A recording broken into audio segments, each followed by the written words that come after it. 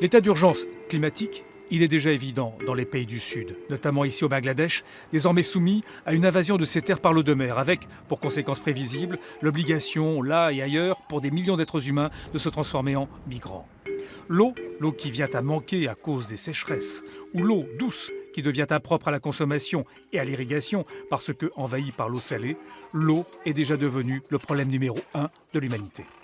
L'eau concerne déjà 40% de l'humanité. 40% de l'humanité sont en stress hydraulique et ça risque de s'empirer. Marc Vernier est en France l'un des meilleurs spécialistes du développement des pays du Sud.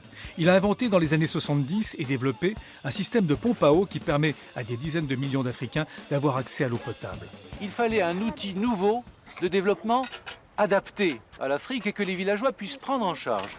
Il est devenu ensuite, avec son entreprise orléanaise, le leader mondial des éoliennes adaptées aux régions qui subissent des cyclones.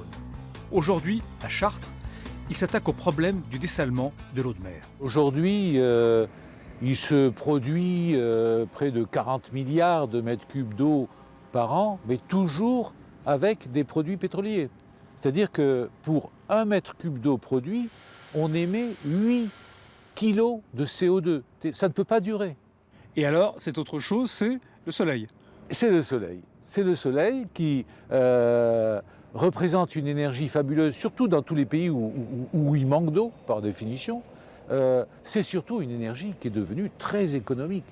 C'est des systèmes de production d'électricité qui ne demandent pas de main-d'œuvre ou très peu de main-d'œuvre. Aujourd'hui, les énergies renouvelables et le solaire sont la solution au problème de l'énergie et donc au problème de l'eau potable. Et c'est là la grande nouvelle. Désormais, on sait faire. On, c'est Marc Vernier et son associé qui se présentent comme ingénieurs paysans, comprenez ingénieurs de terrain, dans les pays du Sud. Maxime Audebourg partage en effet la même approche que Marc Vernier. Face à un problème réputé insoluble, tout reprendre à zéro, réfléchir différemment, avec pour objectif faire le plus simple possible de conception, d'installation, de fonctionnement et d'entretien.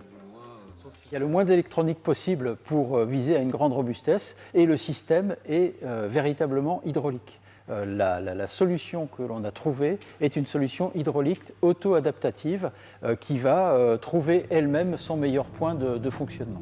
Ce prototype conçu en pleine Beauce est l'un des 5 retenus pour devenir un démonstrateur de plus grande dimension aux Émirats arabes unis. Il sera ainsi en concurrence avec des machines présentées par des multinationales géantes.